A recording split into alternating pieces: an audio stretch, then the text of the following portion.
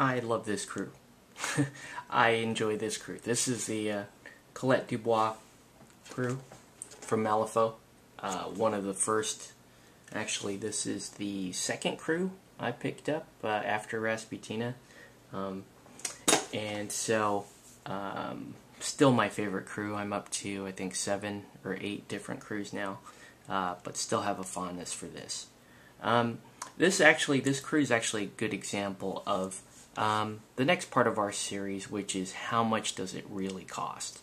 When you're at the hobby store and you see a crew like this, and you want to play this game, Malifaux, you might be wondering, well, okay, how much is this going to run me as a first-time entering the hobby player? So they're going to say at the store, they'll say, well, it's probably about $60 before you're done, 60 or 70 bucks. And well, that's sort of true. It's really only half true.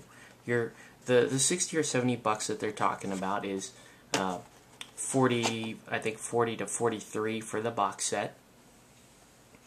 Then to actually play it, or play it at a regular 35 soulstone level, you're going to want to pick up a few extra miniatures like the Corfie Duet.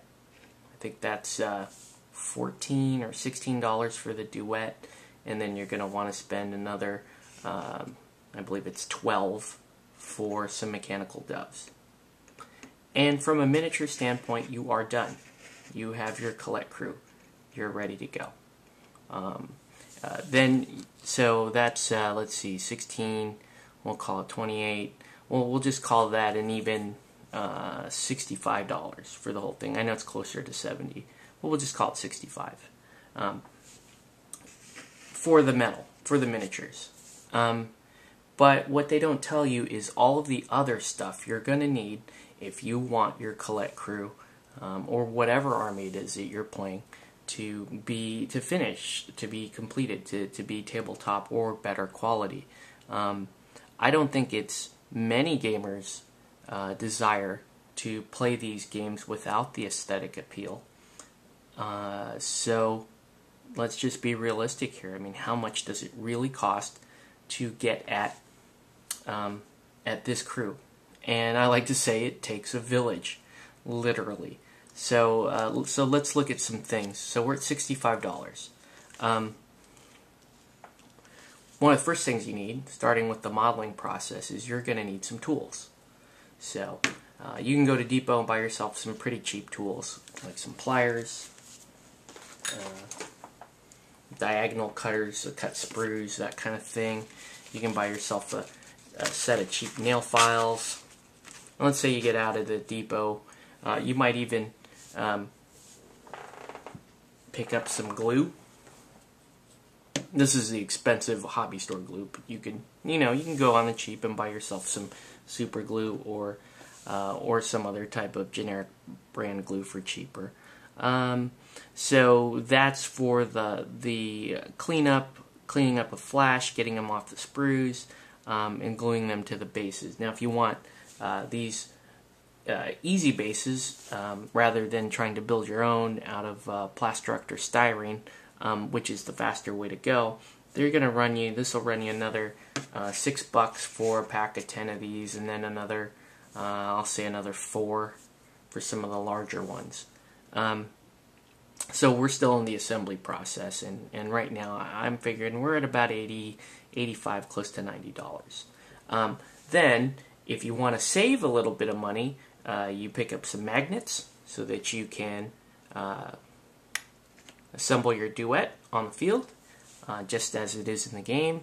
That'll save you a little bit of money. So instead of spending another $14, $16 on another Duet, you pop another $5 to $9 on magnets, and what's nice is you can use those on your other crews, because there's lots of stuff in Malifaux that does that. So we're done with assembling and cleaning up and getting the figures ready. Then you're going to need to spend a few bucks on some primer. Again, that's $6 primer. I know a lot of guys that get away with using like $3 cans of primer, and that's fine. You're You're also going to need, at the very end of the process, you're going to need some sealer. And a lot of us don't like to go cheap on the sealer. So dull coat here, this little bottle here is going to run you about another $5 for that. If you're doing more base work, you're going to need a few different types of base materials. So you might pick up some cork, or you might pick up some proper grass.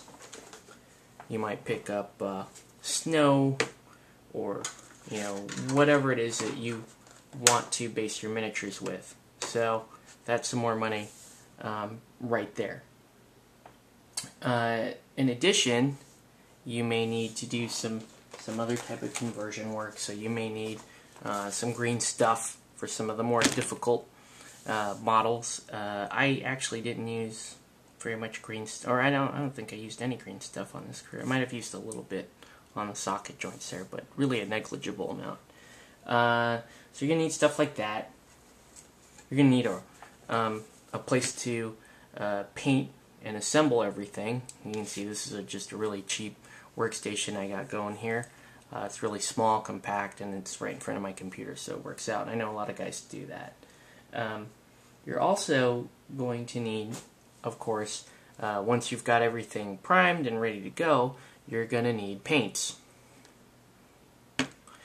And as a brand new hobbyist, this is where things can start to spiral out of control once you start to buy all this stuff. So, if you're going to do it right, and you really want to use a good, easy system, and do your layering, do your effects and everything, you're going to want, for many of the prime colors, you're going to want like a foundation paint. You're going to want your actual paint, which you're now going to buy several colors of and mix to get at the layering and the color effects on the model. You're going to want some washes probably to get into some shading and some inking effects there. And of course, while you're painting, you're going to need brushes, much more than 2 brushes, and these are actually not the greatest brushes to use, but I use them because they're easier for me to find than the really fancy brushes that you see a lot of the pro painters using. So, like I said, it takes a village. This is a sampling of the stuff that you need to get at models like that, to get at your finished product. So when you see this in the store, you don't see all this stuff that kind of goes into that. You don't see any of the accessories, or the other kit required to get you at your finished product. All you really see is the finished product. Now for gaming, the nice bit is once you're into it, once you've made your initial investments, it becomes a matter of just expanding that. So this is going to be a regular expense if you're into the painting part. That's going to be a fairly regular expense to buy more paints, to buy more primer. That's just a regular part of the hobby. So the guy at the store told you were 65 bucks in from going from this to this. Oh, and I forgot to mention the 10 bucks for the deck too if you wanted it, and soul stones if you wanted to just use plastic beads or whatever. That's negligible though. Anyway, 65 bucks from here to here. Not exactly true. You're closer as a brand new hobbyist. If you were to buy all this stuff from scratch, you're going to be upwards of over 100 bucks.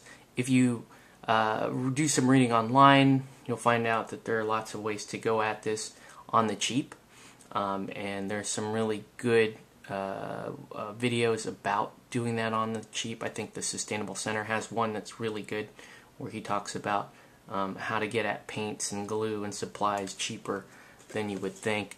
And he gives lots of good advice. Like one of the main bits of advice: try not to buy stuff at the hobby store other than the miniatures and the rules that you need, because you can get stuff like brushes or primer or sealer cheaper by going to other places like art stores or craft stores or even hardware stores. So really, you know, if the guy at the store tells you you're 65 and you're in, you should almost think about doubling that as far as really doing the hobby. And, you know, if you really want fully painted, fully assembled, custom-based miniatures, you're looking at about double that. A bit of advice as far as when you're just starting the hobby. Again, the buddy system is gigantic for every stage of the hobby, and this is no exception. When I first started miniature gaming with my brother, I was incredibly fortunate to have him and two of our other close friends who we went in and we split a set of paints, and we split a set of brushes, and we shared our glue, and we shared our primer, and we shared our basing material, and that significantly kept the cost down. And we also, you know, the other thing that's good about the buddy system is that you encourage each other to paint, and you learn together.